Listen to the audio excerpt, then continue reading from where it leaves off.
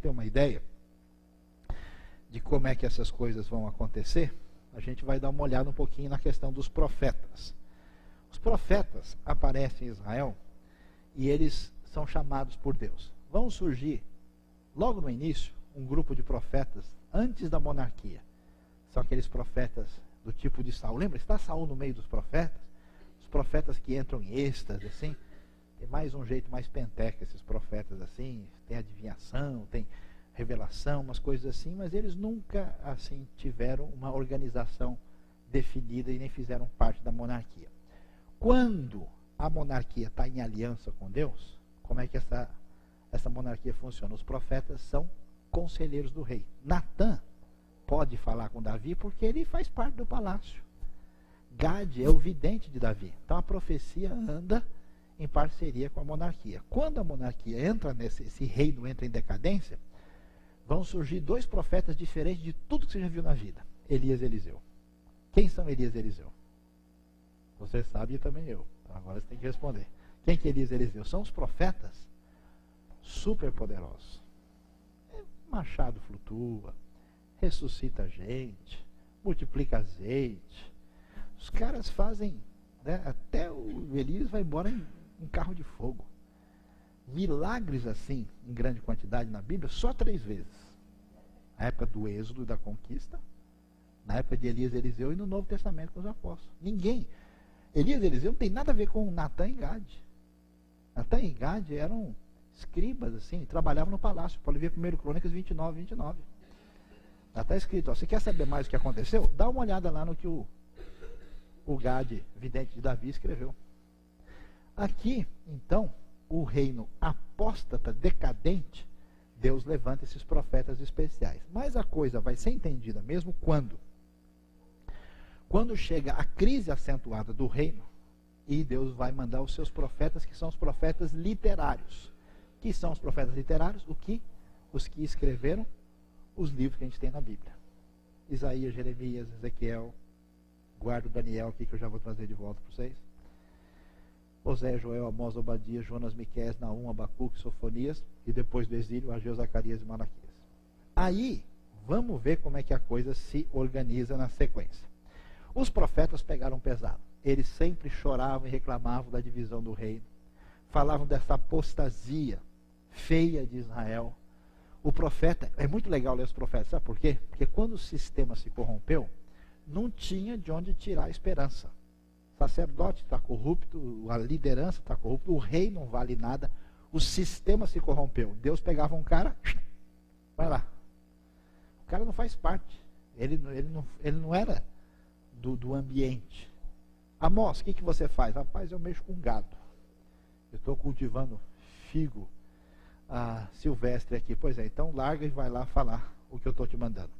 Então Deus chama os profetas, nenhum deles quer ir, todos eles sofrem para chuchu, mas eles vão fazer a obra de Deus. Deus levanta, e a crítica pesada é na idolatria. Enfoque ético, porque vocês estão explorando o pobre, o necessitado, a viúva, vocês vendem o justo por um par de sandália. Quer dizer, eles pegam pesado e vão enfatizar o quê? A justiça social. Por quê?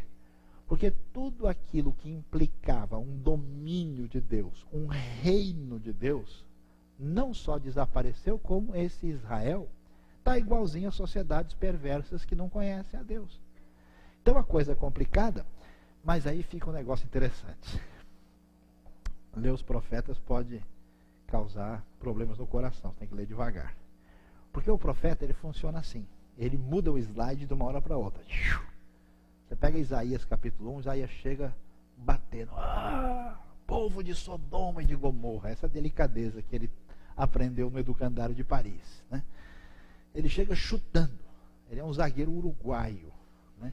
Ele bate forte. Vocês, que o Senhor tal, vou acabar tal. Então você lê assim. Né? Por isso que ninguém prega nos profetas. Então, o povo não volta no domingo. É que ninguém, né? Sabe como é que é o Amós, né, pessoal? Tem até uma música dedicada ao Amós. Não amor, Senhor, não amor, Senhor. Né? O pessoal não quer saber. Aí quando você vira a outra página, o profeta, porque as nações virão a Sião e virão aprender a lei, porque o monte do Senhor será. Aí ele enche de esperança. Sabe por quê? que o profeta tem duas alianças na mão. A primeira é a do Sinai. Quando ele viu que o pessoal aprontou, falou: pessoal, vocês vão apanhar. Se vocês chegar em casa, vocês vão ver. Deus está esperando você lá na esquina.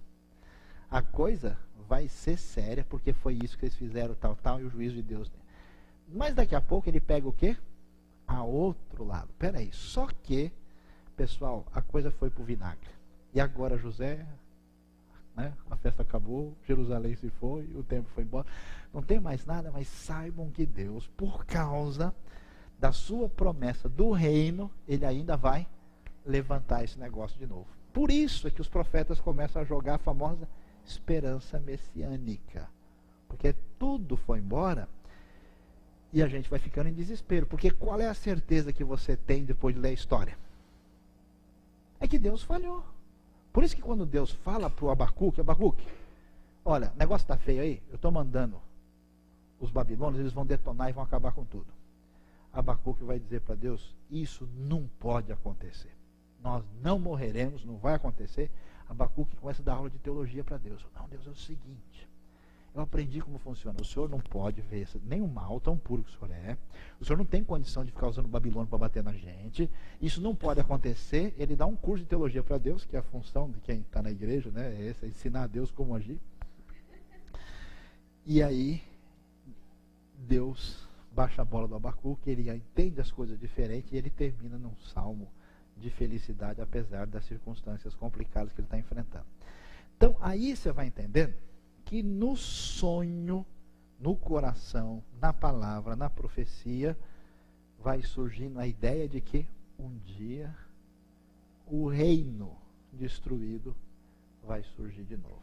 Um dia esse reino vai aparecer numa outra ocasião. E aí nós temos diversos casos. Só para a gente lembrar, né?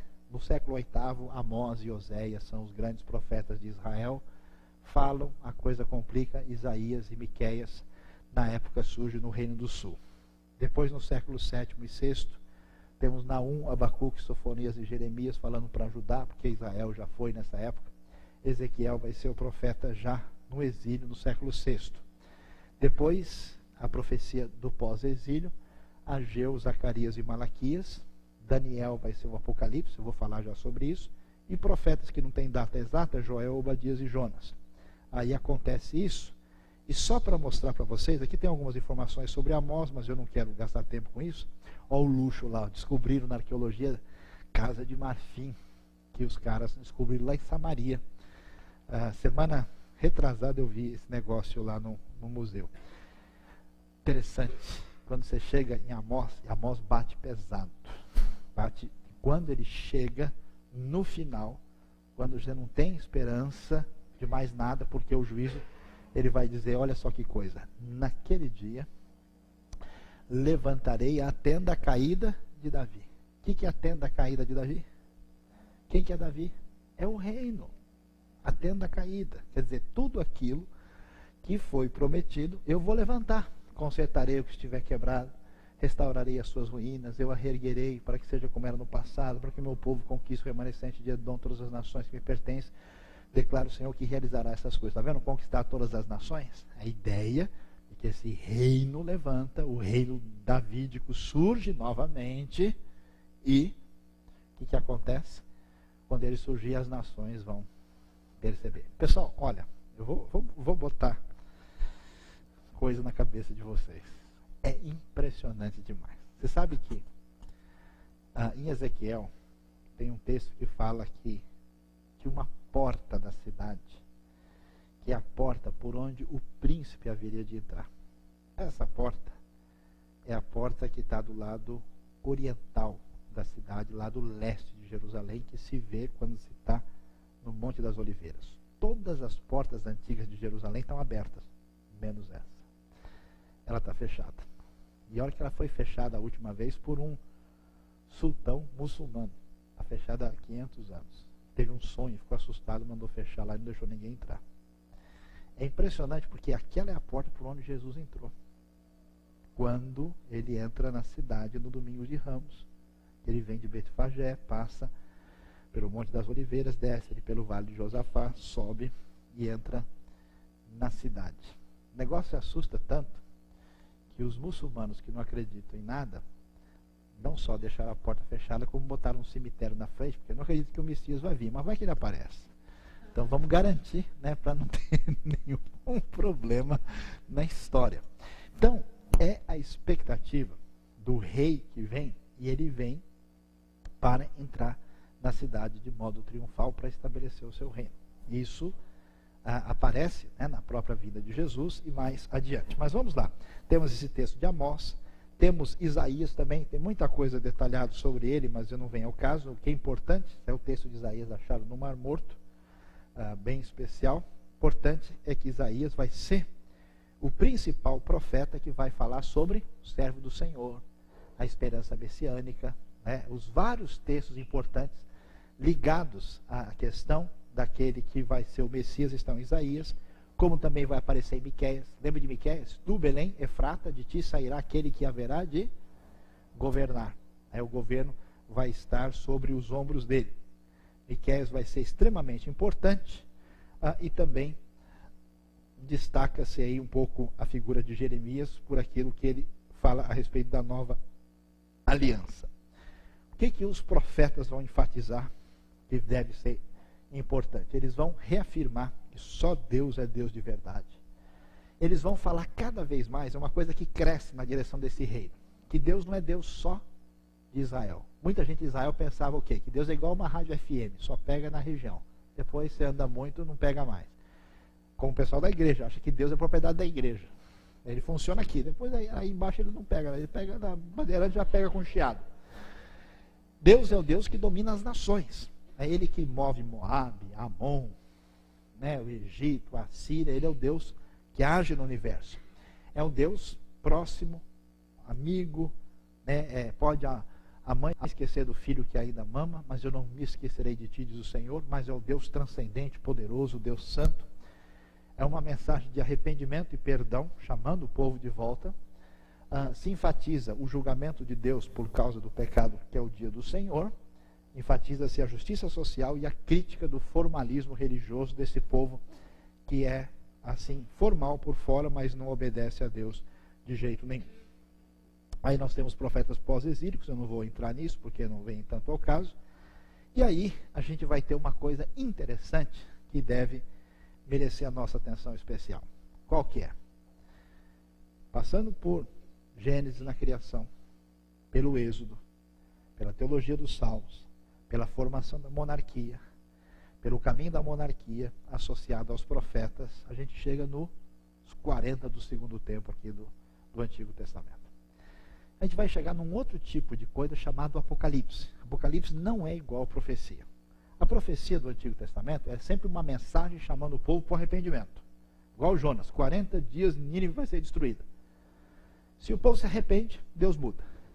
Ela é assim que funcionava. O Apocalipse não. Apocalipse é um outro tipo de profecia específica, que funciona como? O Apocalipse diz o seguinte, olha, não tem mais espaço para a reação humana, acabou.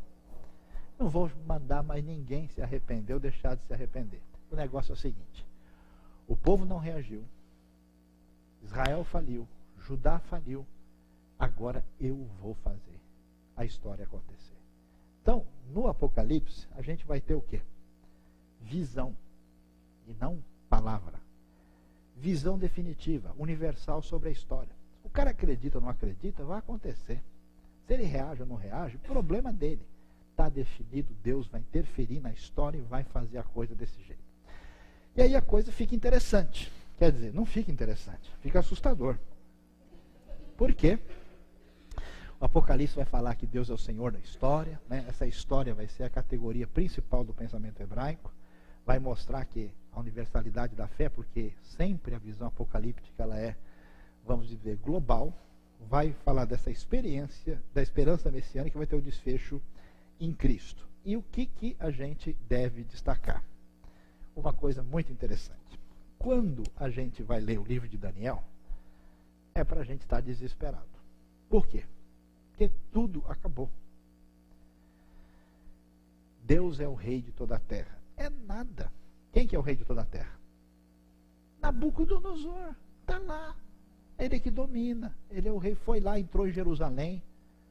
arrebentou com o templo, com a cidade, pegou o povo do Senhor.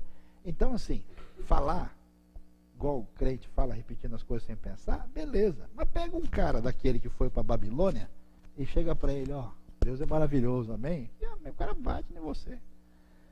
Não, o Senhor é o rei de toda a terra. Que rei de toda a terra? E sabe qual é o problema mais sério?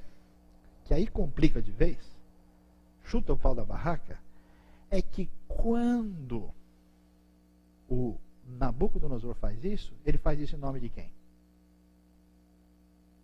Do Marduk, o deus da Babilônia. Ele ainda vai chegar lá e dizer, olha, destruímos Judá, destruímos o templo do deus deles, que eles disseram que era importante, e está aqui a coisa dedicada a Marduk. E hoje nós vamos ter uma festa especial para dedicar ao Marduk por causa disso. Então, a situação de crise, ela é completa, ela é total. Não tem como a gente suportar uma situação dessa. No entanto, a Bíblia vai, devagarzinho, dizer uma coisa interessante para a gente.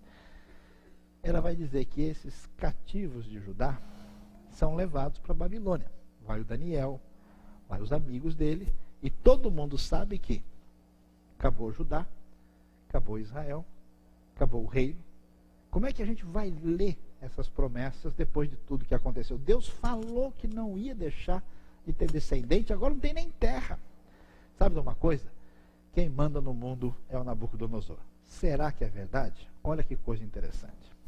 Devagarzinho, você vai ler o texto. Nabucodonosor começa a sonhar de noite. Ele sonha de noite e fica perturbado com o seu sonho. O negócio pega tanto, ele fica tão revoltado que ele resolve matar todo mundo, porque ele quer que os caras lá, os profissionais dele, expliquem o sonho para ele. Ninguém consegue. Então, o que a Bíblia começa a dizer para a gente, ironicamente? Olha, não é o Nabucodonosor que domina o mundo, que é o rei? É nada. O cara não sabe nem o que ele sonha de noite. Ele não tem controle, nem domínio sobre o que passa pela cabeça dele. E aí o que acontece? De uma maneira irônica, um jovenzinho, escravo, conquistado de Judá, de maneira humilhante, vai ser a pessoa que vai revelar aquilo que deixa o Nabucodonosor louco. Para mostrar para a gente o seguinte, pessoal, vocês acham que Deus perdeu o controle?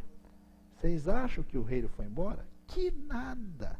Vocês estão aqui porque vocês aprontaram. Lembra lá da aliança? Vocês, o que aconteceu com o povo de Israel? Eles queriam um ídolo. Vocês querem, gosta de ídolo, gosta tanto, eu vou levar vocês para um lugar que tem bastante. Deixou para a Babilônia, tinha de monte. À vontade.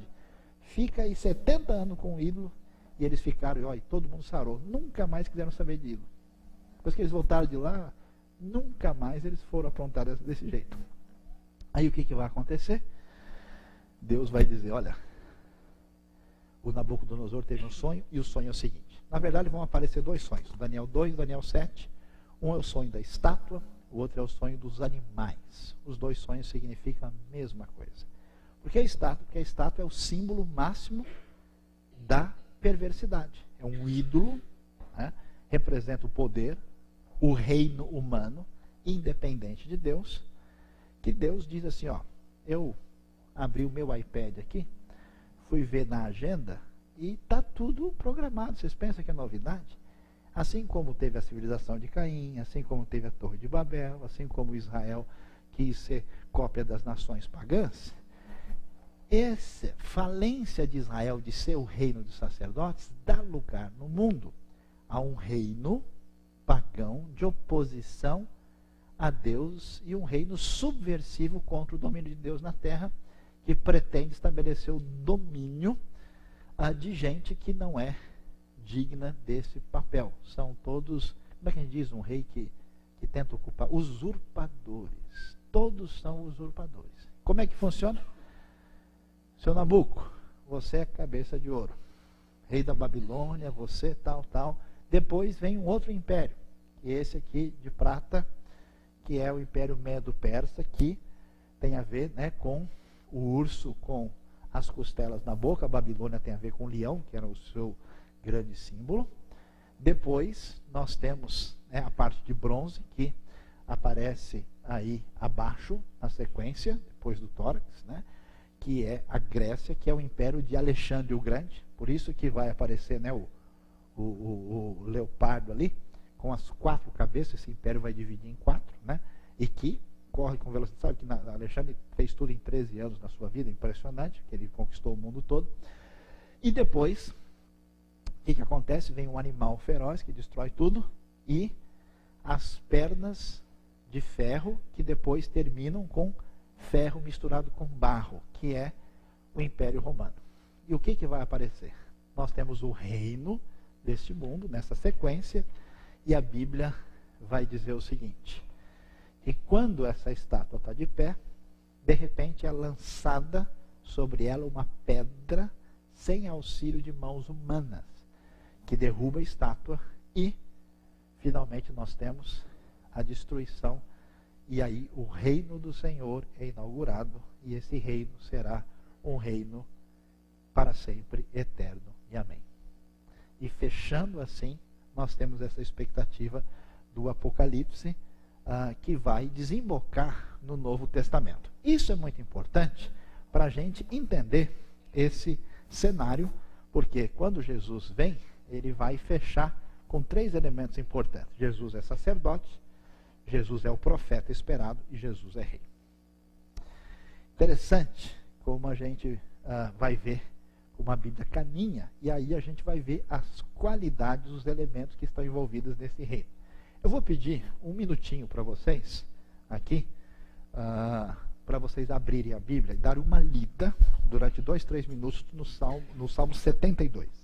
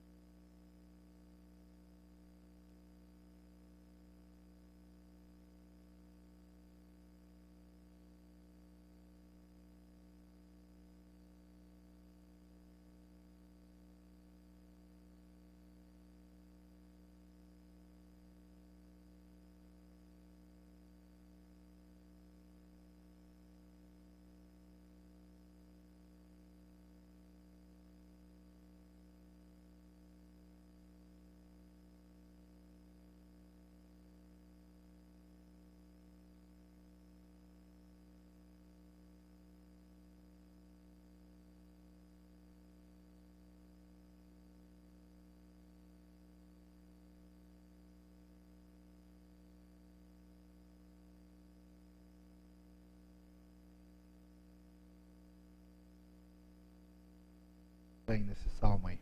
O que tem de estranho no salmo? De quem é esse salmo? De quem é esse salmo? Está ligado a quem? Salomão. 72. Só tem 2 salmos ligados a Salomão. 72 e 127. Quem é o Salomão? O rei davídico que pegou o império no auge. Quer ver? Vou tentando lembrar de cabeça, mas vê o verso 10 aí, por exemplo. O que diz?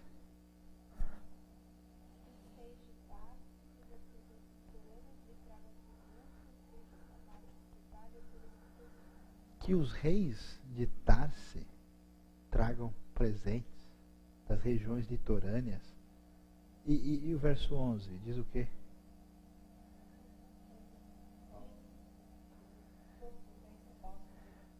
Pois é, vocês não acham estranho que Salomão, que é o rei mais rico, mais sábio, tem um salmo que é uma oração pedindo para o pessoal trazer mais coisa para ele ainda? Não é um salmo egoísta assim para o rei, né? Não é estranho esse salmo? Mas quer ver que coisa interessante? Tem um pouquinho só, deixa eu só, porque o salmo é grande, são 20 versículos, né? Então não dá para falar tudo aqui. Eu só queria ressaltar para vocês uma coisa interessantíssima que envolve o que se espera desse rei davídico e da implantação do seu reino. Porque quando Jesus vem a ser rei, vou levantar já novidade para vocês. Duas coisas vão acontecer no Novo Testamento. O reino de Deus já chegou, já está aqui. Mas o reino de Deus ainda vai vir. As duas coisas são realidade. Mas o que se espera desse reino? Olha só. Oração pelo rei davídico. Reveste da tua justiça o rei, ó Deus, o filho do rei da tua retidão. Deus é o rei de direito, mas não é rei de fato. Um dia ele há de reinar. Quando ele há de reinar? Quando ele reinar por meio do seu representante escolhido, que é o rei davídico, que é o rei messiânico. Aí não tem mais criança debaixo do viaduto. Aí não tem mais exploração de gente. Não tem tráfico de pessoas, não tem desgraça. Essa é a expectativa, porque vai ter justiça para que ele julgue com retidão e com justiça os teus que sofrem opressão. Esse rei, olha o que ele faz no versículo 4, defende os oprimidos entre o povo. No mundo antigo, quando o monarca é dono de tudo e quem trabalha para ele como escravo, desde quando se vai esperar que o rei vai defender os oprimidos? Liberte os filhos dos pobres, esmague ele o opressor. Esse reino é um reino de justiça, de defesa dos oprimidos, é o reino de prosperidade, que os montes tragam prosperidade ao povo e as colinas o fruto da justiça, verso 3. E é um rei que deve durar para sempre, que ele perdure como o sol e como a lua, seja como a chuva sobre uma lavoura ceifada, como aguaceiros que irrigam a terra. Floresçam justos nos dias do rei, haja grande prosperidade, governe ele de mar a mar. É um reino completo, universal. E aí, essa ideia de que os outros vêm trazer, não é simplesmente um enriquecimento de Salomão, é as nações reconhecendo esse rei e indo prestar a devida homenagem daquilo que foi sugerido lá no Salmo de número 2. E aí incline-se diante os reis, sirvam todas as nações, porque ele liberta os pobres que pedem socorro, os oprimidos, se compadece dos fracos e dos pobres, salva da morte, os resgata da opressão, da violência, por aos seus olhos a vida deles é preciosa, tenha ele vida longa, haja fartura de trigo sobre a terra, permaneça para sempre o seu nome. E o Salmo vai fechar com essa expectativa desse governo do rei. Está vendo o que está envolvido em todo esse processo, em todo esse projeto que envolve a ideia do reino que vai se manifestar? Por isso que quando esse rei se manifesta, e esse reino, essas realidades precisam ser concretamente definidas naqueles que estão alinhados com essa verdade do reino de Deus sobre a terra. A gente vai, no nosso próximo encontro, olhar no Novo Testamento, que quando Jesus chega, a primeira coisa que ele vai definir é o que está envolvido nesse reino. Qual que é a expectativa? O que a gente vai fazer? E para encerrar assim com chave de ouro e dar um espaço para vocês fazerem algumas perguntas, o que eu acho muito impressionante é que tudo que aconteceu no passado envolve rejeição do domínio de Deus, seguir os deuses pagãos com seu suposto poder e ir atrás das nações para ter aquilo que elas pareciam ter de melhor. Por isso desprezaram a Deus. Da mesma maneira como Deus transforma a cidade, como Deus transforma a monarquia, Deus vai transformar o quadro da história de maneira tão especial. Porque enquanto na desobediência, Israel foi atrás dos pagãos e abandonou a Deus, quando o reino for estabelecido, o que acontece? Porque os povos virão a Sião para ali aprender a sua lei, e a sua justiça vai prevalecer. A ideia é que agora todo mundo, as nações da terra, vão atrás do rei verdadeiro e vão buscar, porque de Sião sairá a lei e a palavra do Senhor de Jerusalém. Então é muito interessante assim como é que a Bíblia fecha, e a gente entende assim a lógica, a coerência, os ajustes, né, do Antigo Testamento para desembocar nessa ideia messiânica, nessa ideia de rei, que tem a ver com a aliança davídica, com a casa de Davi. E aí a gente fecha essa perspectiva do Antigo Testamento para depois desembocar no Novo, e aí a gente vai ver como é que é o programa do reino de Jesus e como é que isso tem a ver com a realidade desse reino, que vai ser diferente do que o pessoal imagina.